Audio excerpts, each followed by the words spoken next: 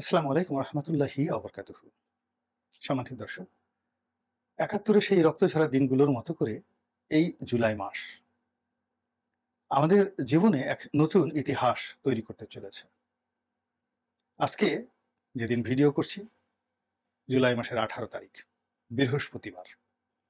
সারা বাংলাদেশে ছাত্রদের ডাকা, শিক্ষার্থীদের ডাকা একেবারে নতুন ধ্যান ধারণার, নতুন শব্দযুক্ত এবং এ নিউ স্পিরিচুয়াল স্প্রিট, একটি একেবারে সম্পূর্ণ নতুন আধ্যাত্মিক শক্তি সম্পন্ন একটি আন্দোলন সারা বাংলাদেশের টেকনাফ থেকে তেঁতুলিয়া পর্যন্ত যেভাবে চলছে এবং ক্রমশ এটি বেগবান হচ্ছে, ক্রমশ প্রচন্ড গতিতে বেগবান হচ্ছে।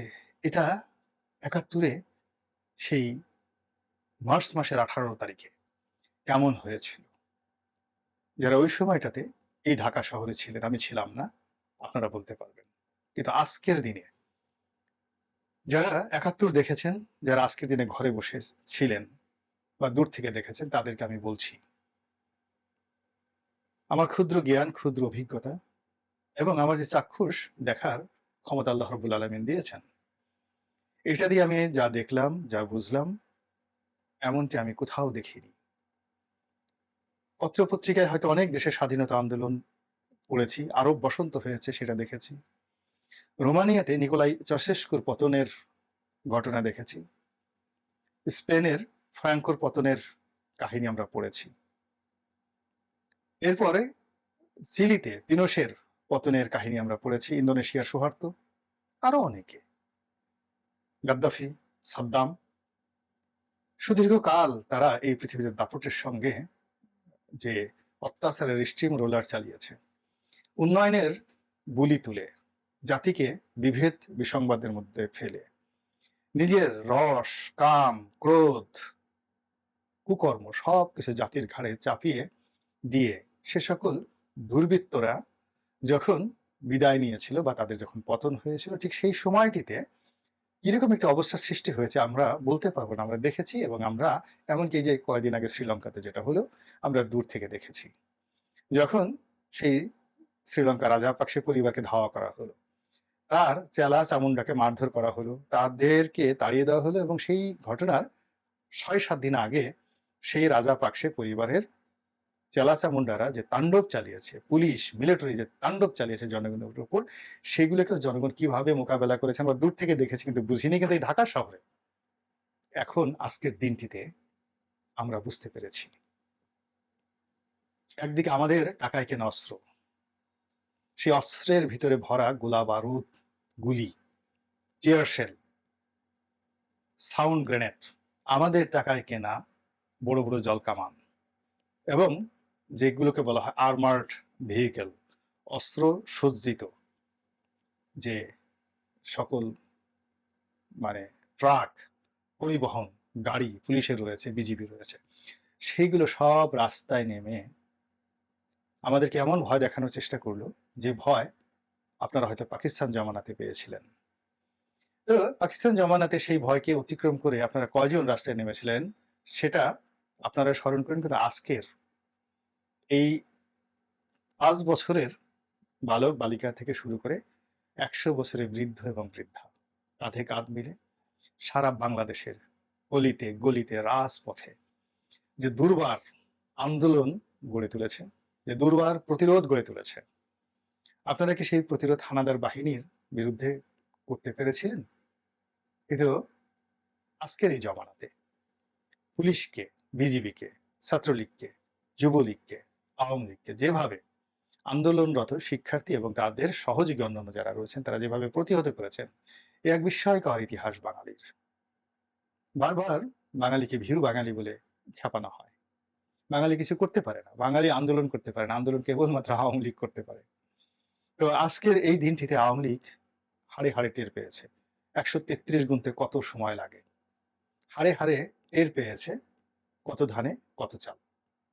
ফলে কি হলো, আজকের এই দিনে একটা নতুন ইতিহাস সৃষ্টি হলো, একটা নতুন ৭১-এর সৃষ্টি হলো।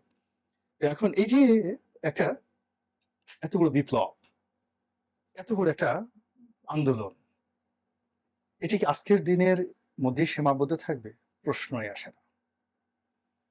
এটি বিস্ফোরিত হয়ে গেছে এবং এটির ধোঁয়া, এটির আগুন, এটির উত্তাপ, এই আগুন, ধোঁয়া, উত্তাপ দ্বারা যতক্ষণ না পর্যন্ত অন্ধকার, অন্ধকারের ডাকাত, অন্ধকারের চোর, অন্ধকারের বদমাশ, এরা যতক্ষণ না পর্যন্ত নির্মূল না হবে ততক্ষণ পর্যন্ত এই আন্দোলন বন্ধ হবে না। কেন? এর কারণ হলো একটি বিশেষ শ্রেণীর জুলুম এবং অত্যাচারের কারণে মানুষ মাহরুম হয়ে পড়েছিল। মানুষের সাহস একেবারে বস্তাবন্দী হয়ে পড়েছিল। মানুষের মন ভার হয়েছিল, মন বিক্ষুব্ধ হয়েছিল, মনের মধ্যে দাউ দাউ করে আগুন জ্বলছিল। বারুদ, প্রত্যেকটা মানুষের মন, 18 কোটি মানুষের মন যেন একটা বারুদের কারখানা হয়ে পড়েছিল। মানুষের জিহ্বা, মস্তিষ্ক, সমস্ত কিছু একটা ভিন্নতর কিছু করার জন্য নিষ্পিস নিষ্পিস করছিল। ঠিক সেই জিনিসটি আজকের এই দিনে এসে একেবারে বিস্ফোরিত হয়ে গেল। গত বৃহস্পতিবার থেকে এই বৃহস্পতিবার পর্যন্ত ঘটনা পরম্পরাগুলো একবার একটু চিন্তা করুন, কিভাবে জটিল থেকে জটিলতর হলো। আমি নিজের কাছে খুব আল্লাহ মাফ করুক, 2014 সনে যখন নির্বাচন হলো আমি আওয়ামী লীগের মনোনয়ন কিনিনি এবং নির্বাচনের পরে আমি তৃতীয় মাত্রার টক শোতে গেলাম। তো সেখানে আমি একেবারে ঠিক সরকার শপথ গ্রহণ করলো, বললাম যে এই সরকারের জন্য সবচেয়ে ভালো হবে আজকের দিনে যদি পদত্যাগ করে একটি নতুন সরকার হাতে ক্ষমতা দেয়। এর কারণ হলো এই নির্বাচন দুর্গন্ধময়, প্রশ্নবিদ্ধ, আওয়ামী লীগের জন্য বোঝা। এটি দিন যত যাবে তত পচতে থাকবে, দুর্গন্ধ ছড়াতে থাকবে, গ্যাস উৎপন্ন হতে থাকবে এবং আওয়ামী লীগের জন্য বিরাট দায় সৃষ্টি করবে। আজকের দিনে আওয়ামী লীগ পদত্যাগ করলে যত ক্ষয়ক্ষতি হবে 10 বছরে আরো বেশি হবে, 15 বছর পরে এই ক্ষয়ক্ষতি আরো বহু অংশে বেড়ে যাবে। আজকের এই অবস্থায় আওয়ামী লীগের কতটা পতন হবে, কি হবে, আল্লাহ রাব্বুল আলামিন জানেন।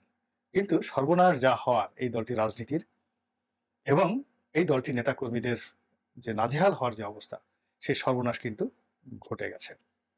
এখান থেকে একেবারে অলৌকিক কিছু যদি না ঘটে সাধারণত কেউ ফিরতে পারে না। যে বিশ্ববিদ্যালয় ছাত্রলীগের নামে কাঁপত, যে জমিন যুবলীগের নামে কাঁপত, আওয়ামী লীগের দাপটে যেখানে দিন রাত হয়ে যেত, রাত আবার দিনে পরিণত হয়ে যেত, তারা যেটা বলতো, তারা যদি বলতো এটা রাজাকারের বাচ্চা, সে রাজাকারের বাচ্চা হয়ে যেত, এটা মুক্তিযোদ্ধার বাচ্চা, এটা মুক্তিযোদ্ধার বাচ্চা হয়ে যেত। তো সেই মানুষগুলো ঢাকা বিশ্ববিদ্যালয়ের হলে নেই। বড় বড় নেতা বা নেত্রী যে সকল ভিডিও ফুটেজ দেখছি, যেভাবে নিগৃহের শিকার হয়েছে, যেভাবে অপমানের শিকার হয়েছে, তাদেরকে যেভাবে লাঞ্ছিত করেছে সাধারণ শিক্ষার্থীরা, এটি এখন এক্সটেন্ডেড, মানে আরো বড় আকারে অন্য জায়গাতে বিস্তৃত হওয়ার আশঙ্কা দেখা দিয়েছে। যারা তাবেদার, যারা দালাল, যারা পোষ্য এবং যারা বিভিন্ন কোটাতে এই রাজনীতিতে এসে আওয়ামী লীগের ঘাড়ে ভর করে পুরো জাতির রক্ত সেই একেবারে জোকের মতো খাচ্ছে, তাদের সেই যে শোষণ, বঞ্চনা, অপমান, লাঞ্ছনা, এগুলোর হিসাব নেওয়ার সময় এসে গেছে এবং এই হিসাবের নিষ্পত্তি না হওয়া পর্যন্ত এই যে আন্দোলন, এই আন্দোলন থেমে থাকবে না, এই আন্দোলন থামবে না। যত শক্তি প্রয়োগ করা হবে, এই আন্দোলনের যে গতি পেয়ে গেছে সেই গতি ক্রমশ বেগবান হতে থাকবে এবং এই যে আমরা বলছি দ্বিতীয় ৭১, দ্বিতীয় মুক্তিযুদ্ধ, এর মাধ্যমে যা কিছু অর্জন করা হবে সেই অর্জন অতীতের যে কোনো অর্জনের চেয়ে সুন্দর হবে, সফল হবে, কমনীয় হবে, মোহনীয় হবে, আকর্ষণীয় হবে এবং সর্বশেষ শান্তিপূর্ণ হবে। এটাই মহান আল্লাহর দরবারে নিবেদন হিসেবে পেশ করে বিদায় নিচ্ছি। আসসালামু আলাইকুম রহমতুল্লাহি ওয়া বারাকাতুহু।